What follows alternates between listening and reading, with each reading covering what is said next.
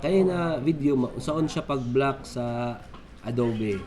So gamit na to ang Microsoft ay Windows PowerShell. So first itong buhaton no, ato na sa start, click lang, pwede ka mag-type diretso PowerShell. Okay, click, tapos magawas ning blue. Okay, and then nakoy code na i-kuan ikahatag sa inyo, copy and then paste siya, then enter.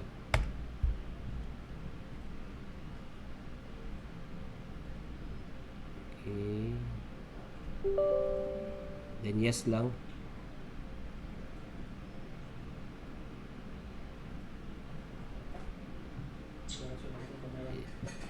Okay, and then magawas ni siya.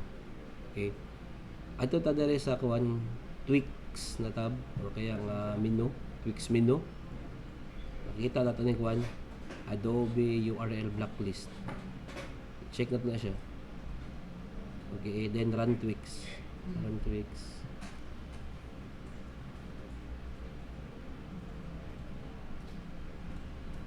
So check na to diri oy, tweaks workflow complete. So complete na, i-X na siya. Okay, X. Then i-try nyo open ang inyong kuan, inyong Adobe. Okay, make sure nga na close na yung Adobe bago mo i-run to. Okay, thank you.